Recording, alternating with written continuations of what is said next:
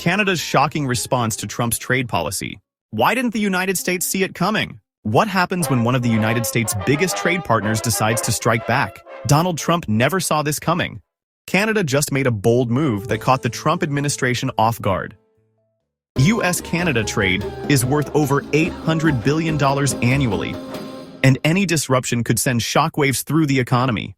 But instead of backing down, Canada hit back hard, imposing retaliatory tariffs and expanding new markets and strengthening ties with the European Union to protect its economic interests.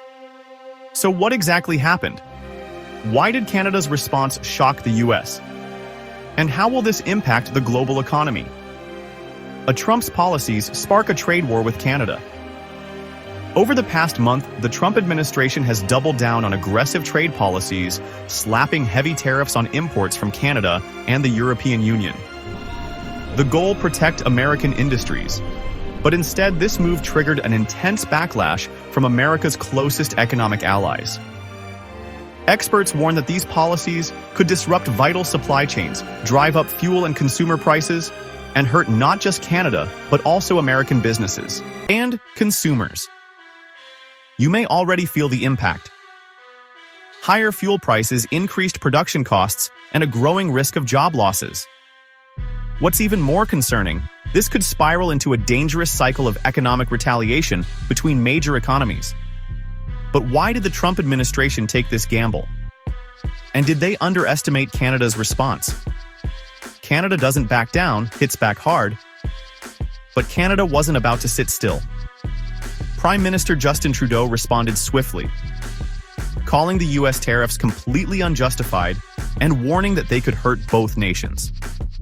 Immediately, Canada imposed retaliatory tariffs on USA goods of equal value, targeting steel, aluminum, and key agricultural products such as beef, dairy, and fresh produce. But that was just the beginning. Canada also moved aggressively to diversify its trade partnerships, signing new agreements with Europe and Asian nations like Indonesia and Ecuador to reduce its dependence on the US market. This strategy not only strengthens Canada's economy, but also puts the US in a difficult position, losing a key trade partner right at its doorstep. And Canada wasn't stopping there. It had another major move in store, a long-term strategy that could challenge America's dominance in critical industries. Canada and EU form a strategic minerals alliance, a challenge to China beyond trade. Canada and the EU have joined forces in a crucial sector, securing the supply chain for strategic minerals: lithium, cobalt, nickel. These are essential materials for electric vehicle batteries, renewable energy, and high-tech I&D industries.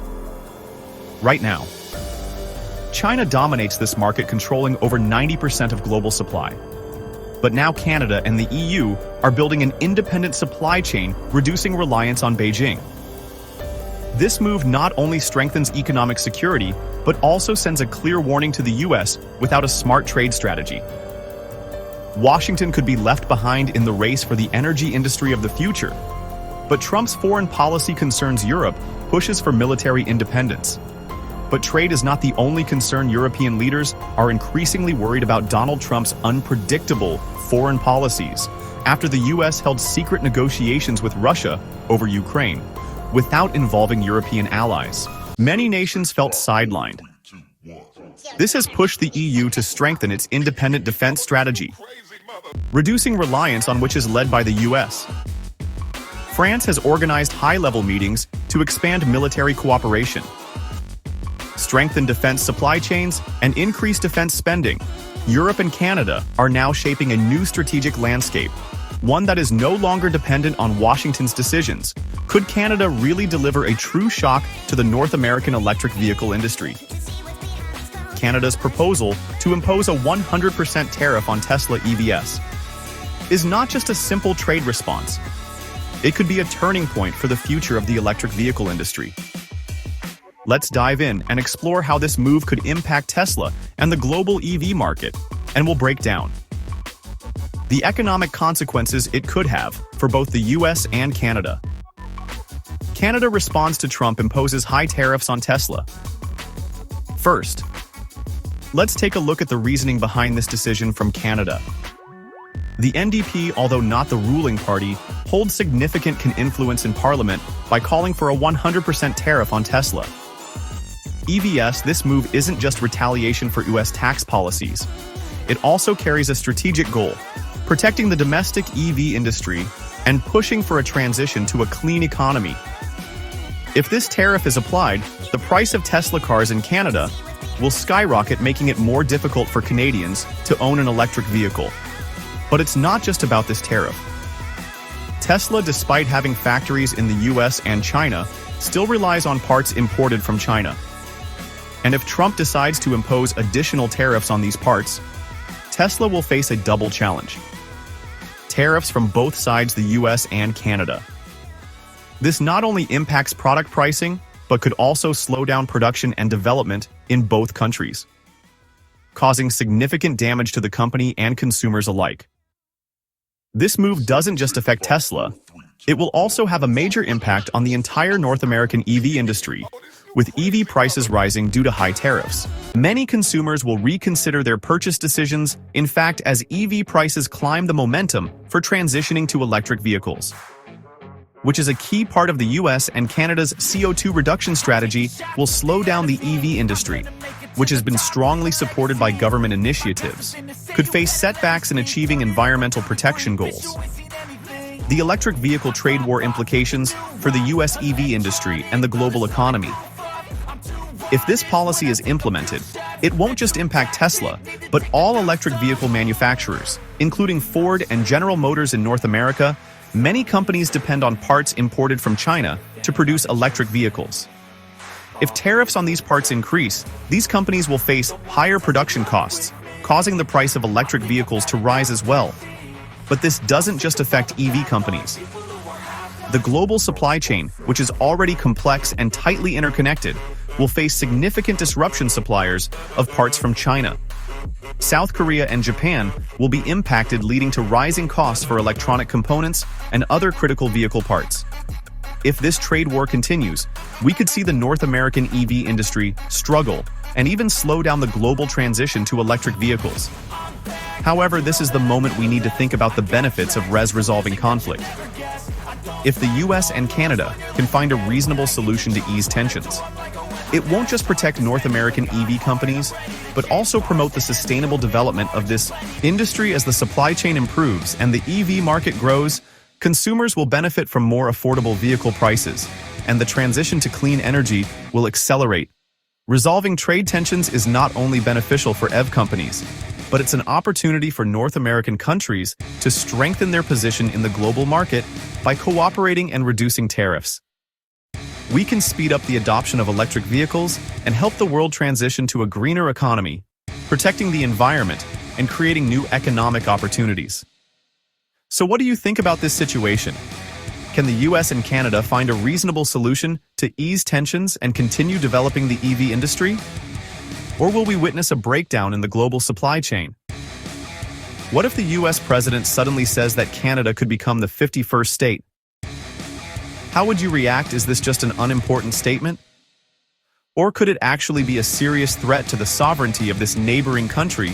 Let's dive into how Canada is responding strongly to this, and how it could impact the economy of both the US and Canada.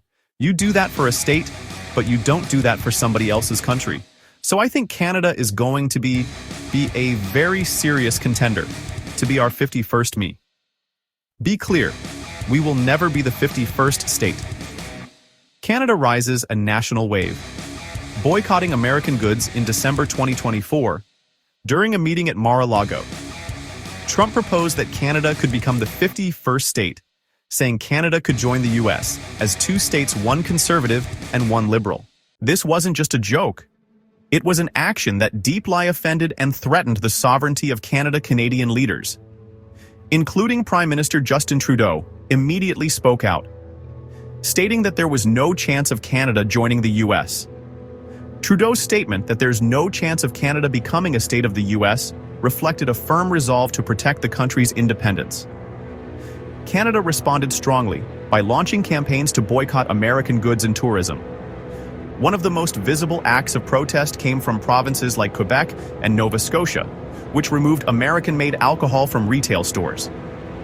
This was a direct act of resistance against U.S. tariffs and showed Canada's firm stance in protecting its economy and sovereignty to work together. So we're going to continue to highlight that it is much better for us to work together. But if we're going to continually be facing threats of tariffs, or if we get actual tariffs, we will respond, is the U.S.-Canada economic relationship at risk? Not only are the words significant, but Trump's tariff policies have also had a profound impact on the economy of both countries. But the bigger question lies behind these statements. Could the economic relationship between the U.S. and Canada be deeply affected when politics and economics intersect? These tensions could threaten the long-standing trade agreements both nations have built over many decades when President Trump implemented tariff measures, including a 25% tax on imports from Canada, excluding energy. This led to the emergence of a boycott campaign against American goods. This move not only reflected discontent, but also had a direct impact on the U.S. economy. The tourism industry alone faced significant losses, with Canadian tourists to the U.S. dropping sharply, leading to decreased spending and job losses in tourist areas like Florida, California, Texas, Canada. With more than 20 million tourists visiting the U.S. each year, has been a massive revenue source for the American tourism industry. But this boycott has caused the U.S. tourism industry to suffer greatly.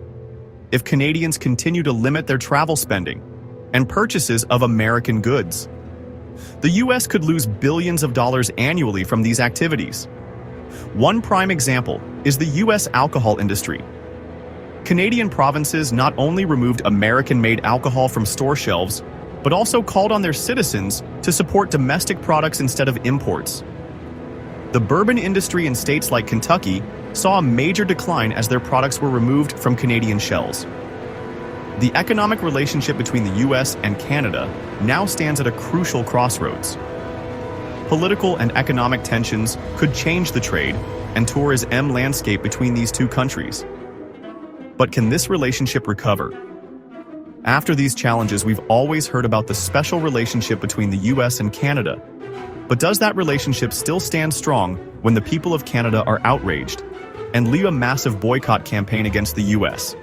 Donald Trump, with his controversial trade policies, has pushed the people of Canada to the brink. Now Canada is standing up, boycotting American goods and tourism. A battle not just over economics, but national pride. Will U.S.-Canada relations plunge into a crisis? Let's explore the story together. Trump and the trade policies that sparked outrage. Trump didn't just attack Canada's economy. He also insulted the pride of the Canadian people. The repeated threats of tariffs have caused a serious rift between the two nations in 2018. Trump threatened to impose tariffs on $12 billion worth of goods imported from Canada, targeting key industries such as aluminum, steel, and automobiles. This policy didn't just hurt Canadian businesses directly, but also fueled skepticism about America's trade commitments to its neighbor. Although Trump eventually backed off from these tariffs under international pressure, the damage was done, and the outrage in Canada couldn't be erased. To make matters worse, Trump publicly shared an article about annexing Canada, turning the country into America's 51st state. This move was seen as a massive insult by Canadians, something that couldn't be accepted. This was a direct challenge to Canada's sovereignty and national pride, pushing Canadians to their limits. What started as a trade dispute quickly escalated into a battle for cultural and political survival, sparking strong resistance, not just from the government, but from the people as well. The boycott of American goods and tourism. It didn't stop with words.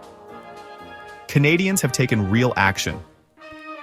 A massive boycott has been launched, targeting not only American products, but also the U.S. tourism industry.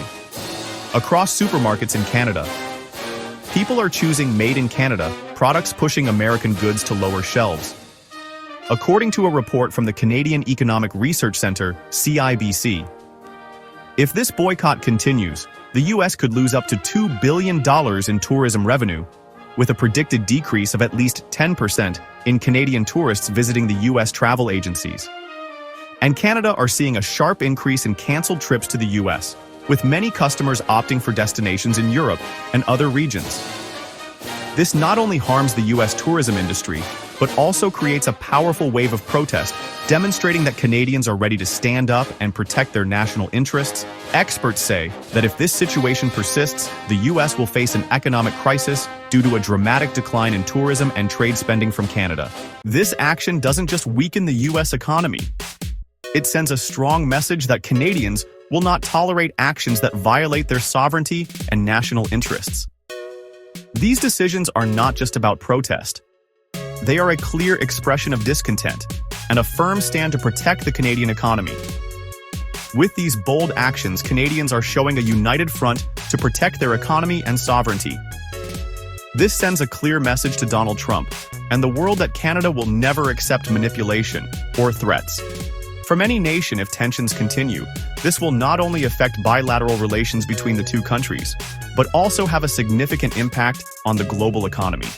More importantly, the people of Canada have proven that the power of unity will always triumph. And this is just the beginning of a larger battle for self-determination and sovereignty. Have you ever thought that an energy war could completely change a country's economy? Don't think that only war or politics can affect the economy. In this video, we'll explore an unprecedented showdown between the US and Canada, and how this could send gas prices skyrocketing, potentially driving the US economy into an energy crisis that few could ever imagine us and Canada. An unprecedented energy war. In early 2025, the US decided to impose a 25% tariff on goods imported from Canada. The US government justified this by citing concerns over illegal immigration and drug trafficking. However, these moves are far from simple. Canada is not sitting idly by and has immediately prepared countermeasures. One of the strongest actions they could take is to reduce energy exports, particularly crude oil, a crucial commodity for the US economy. This could deal a heavy blow to the US energy sector, but Canada isn't stopping at cutting oil exports. They've also issued a serious threat. They could stop importing alcohol from the US, a key export from the US to Canada. If these measures are implemented, some US states like Michigan and New York, who rely heavily on oil imports from Canada, could face severe energy shortages. As a result, gas prices will skyrocket and energy-dependent businesses will suffer massive losses. Cutting off energy supplies from Canada won't just drive up gas prices. It will also cause a disruption in the US. Energy supply chain areas, like the Midwest and the Rocky Mountain region, will be particularly affected as their energy needs heavily depend on Canadian crude oil. This move could force the US economy to face higher energy costs and struggle with production challenges. Energy-intensive industries will have to contend with rising costs, impacting workers, wages, and business profits. China cuts.